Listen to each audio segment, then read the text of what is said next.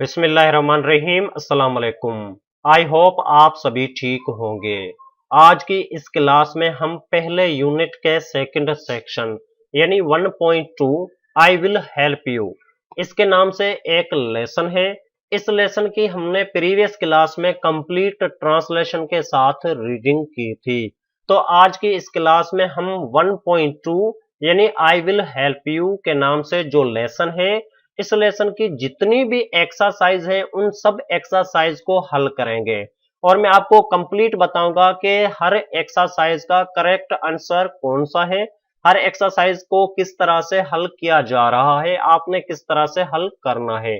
तो ये सब कंप्लीट आपको इस वीडियो में इन्फॉर्म करेंगे। तो इस वीडियो को आपने स्किप नहीं करना है, कंप्लीट देखना है और इस वीडियो के इख्तिताम या इस वीडियो के बीच में मैं आपको ये बताऊंगा कि आप इस पीडीएफ फाइल को कहां से डाउनलोड कर सकते हैं या फिर इस पीडीएफ फाइल की जो हमारे पास पिक्चर्स मौजूद हैं वो आप कहां से डाउनलोड कर सकते हैं। तो इसलिए आपने वीडियो को स्किप नहीं करना है, कंप्लीट देखना है, लास्ट में भले आप डाउनलोड कर लें और इसके बाद अगर आप 1.2 आई विल हेल्प यू के नाम से जो लेसन है उसकी रीडिंग कर रहे हैं तो उसकी एक्सरसाइज भी आपने बुक के अंदर हल कर लें। तो चलिए स्टार्ट करते हैं। सबसे पहले जो यूनिट है 1, इस यूनिट का नाम है हेल्पिंग अदर्स। तो इसके मुतालिक हम डिटेल में प्रीवियस क्लासेस में कंप्लीट डिस्कस कर चुके हैं। तो इसका अंदर जो सेकंड सेक्शन था 1.2 के नाम से, तो इसमें हमें एक लेसन मिला था आई विल हेल्प यू यानी मैं आपकी मदद करूंगा।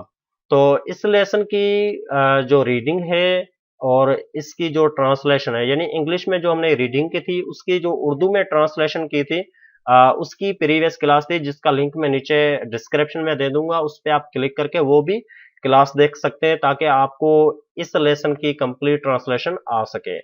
बहरहाल इस वीडियो को बनाने का मकसद है कि आपको एक्सरसाइज हल करके दिखाएं।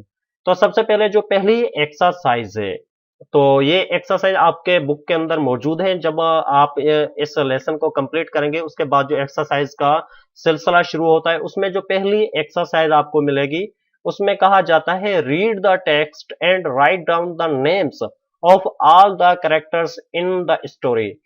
इसमें यह कहा गया है कि आप पूरी जो लेसन है उसे पढ़ें, उस टेक्स्ट को पढ़ें। उसके बाद आप ये बताएं कि इसके अंदर जो भी कैरेक्टर्स हैं उनके नाम लिखें। तो पहले हम पढ़ चुके हैं, अब हमने सिर्फ उनके नाम लिखने हैं।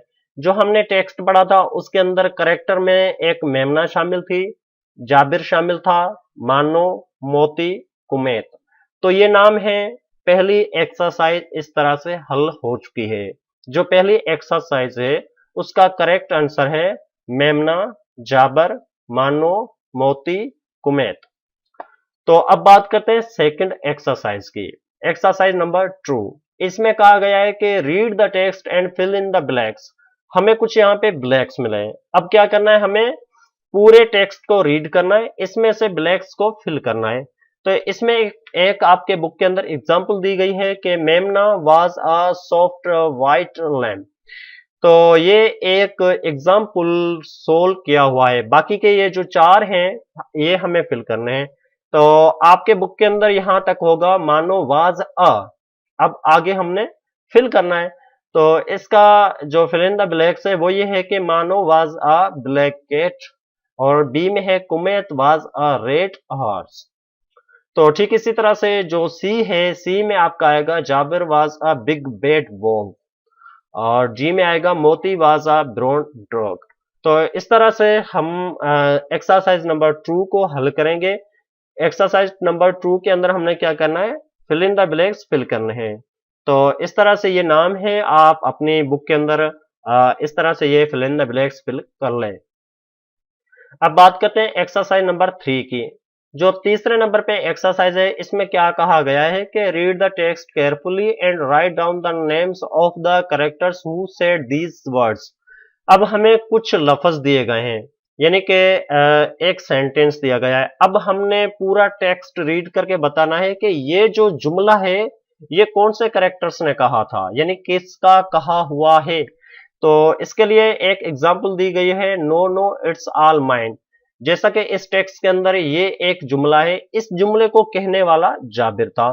तो तो ठीक इसी तरह से नीचे हमें 5 और जुमले दिए गए हैं। अब हमें ये बताना है कि ये जुमला किसने कहा। ठीक इसी तरह से पहला जुमला किसने कहा, दूसरा, तीसरा, चौथा और पांचवा, ये जुमले किन करेक्टर्स ने कहा था। करेक्टर्स मतलब इस टेक्स्ट के अंदर जो प्रोनाउन है, जो नाउन है, जो इसके अंदर इस्तेमाल किए गए हैं जानवर, हमें उनके नाम बताने हैं। तो पहला जुमला है don't be upset I will help you. ये जो सेंटेंस है, ये जो बात की थी, ये बात करने वाला मोती था। आप भले अपने टेक्स्ट के अंदर देख लें, आप बुक खोलें और टेक्स्ट को रीड करें। जो ये जुमला है don't be upset I will help you, ये जुमला मोती का कहा हुआ है। और इसके बाद है don't cry I will help you, ये जो सेंटेंस है, ये जो जुमला है, ये जुमला कुमैत ने कहा था। उसके बाद सी में है don't worry I will help you, ये जो सेंटेंस है, ये मानो ने कहा था। The big bad wolf is coming to eat me, और ये सेंटेंस जो कहने वाली थी वो था मेमना। और इसके बाद है I have come to eat you, ये जो सेंटेंस है, ये जाबिर ने कहा था। तो इस तरह से तीसरे नंबर की एक्सरसाइज हल की जाएगी। और ठीक इसी तरह से आप भी अपने बुक के अंदर ये एक्सरसाइज हल करें, भले अपनी फेयर कॉपीज में उतारें या फिर इससे प्रिपरेशन करें, वो आप पे डिपेंड करता है। लेकिन जो एक्सरसाइज नंबर 3 है वो इस तरह से हल की जाएगी।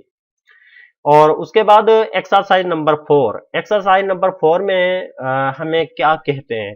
देखिए एक्सरसाइज नंबर 4 में कह रहा है कि what do the following words refer to in the text. एक हमें टेक्स्ट दिया गया है, उस टेक्स्ट के अंदर कुछ ऐसे वर्ड्स हैं जो किस को रेफर कर रहे हैं।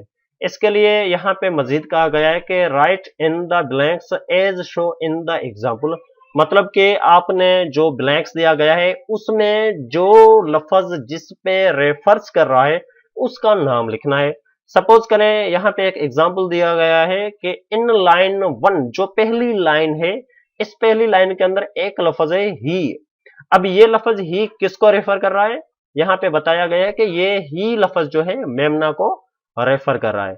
तो ठीक इसी तरह से कुछ लाइनें हमें दिए गए हैं, उन लाइनों के नंबर भी हमें बताए गए हैं, और उन लाइंस में जो वर्ड्स हैं वो भी हमें बताए गए हैं। हमें सिर्फ ये बताना है कि ये लफ्ज किसको रेफर हो रहा है। ठीक इसी तरह से जो पहला है हमारे पास, उसमें कहा गया है इन लाइन 5, जो 5वें नंबर पे लाइन है, इस 5वें नंबर पे जो लाइन है, इनमें एक लफ्ज है माय। अब ये किसको रेफर कर रहा है, ये रेफर कर रहा है जाबिर को। अच्छा ठीक इसी तरह से जो दूसरा हमारे पास सेंटेंस है, इसमें कहा गया है कि इन लाइन 7, यानी कि जो 7वीं लाइन है, इसके अंदर एक लफ्ज है आए। अब ये किसको रेफर कर रहा है, अब ये भी रेफर कर रहा है जाबिर को। ठीक इसी तरह से नंबर 3 पे है इन लाइन 8, जो 8वें नंबर पे लाइन है, उस लाइन में लफ्ज यू है। अब ये यू किसको रेफर कर रहा है, ये कर रहा है मेमना को। इसी तरह से जो चौथे नंबर पे इन लाइन 14, जो 14 नंबर पे लाइन है, उसमें एक लफ्ज है आए। अब ये किसे रेफर कर रहा है, ये रेफर कर रहा है मानो को।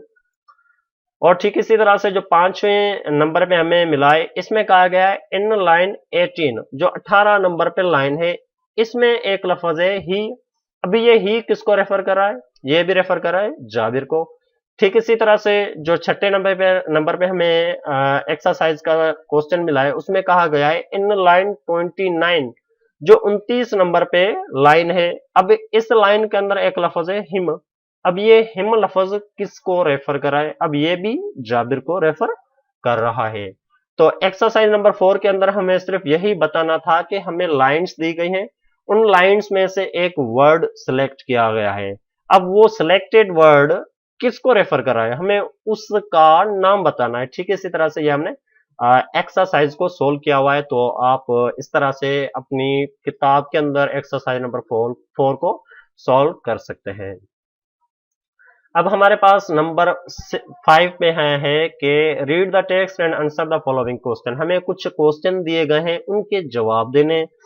तो पहला क्वेश्चन है how many characters are in there in the story. जो ये स्टोरी है, ये जो एक कहानी है या लेसन है, इसके अंदर टोटल कैरेक्टर्स कितने थे। तो हमने आंसर दिया there are 5 characters are there in the story, और इस स्टोरी में 5 कैरेक्टर्स थे।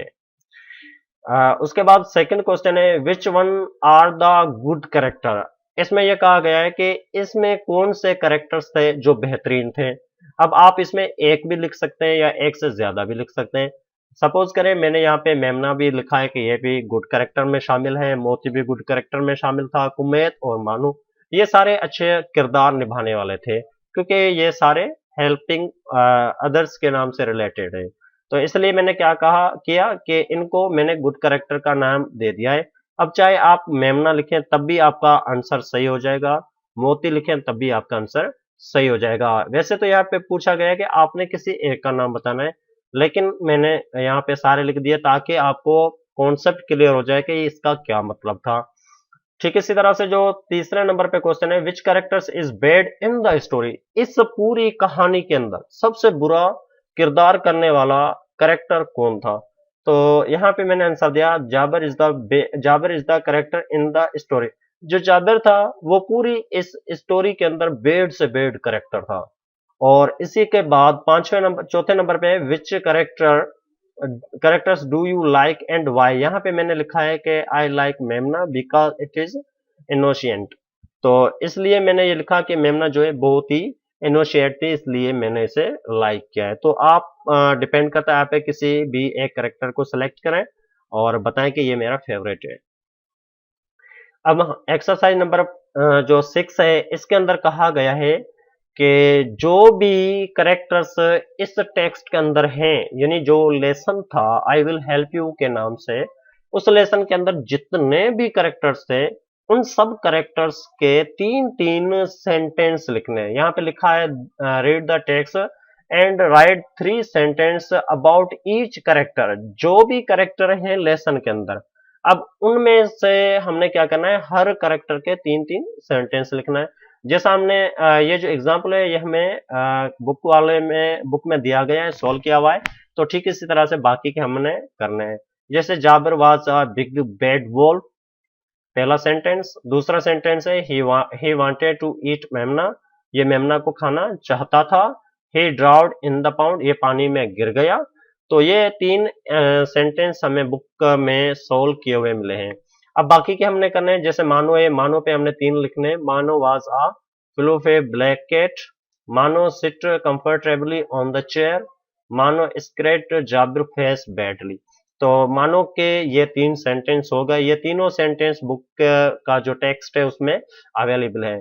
तो उसके बाद नंबर 2 पे Memna, Memna was a soft white lamb, Memna want drink some water, Memna went to nearby pond. तो मेमना के भी हमने तीन सेंटेंस लिख दिए।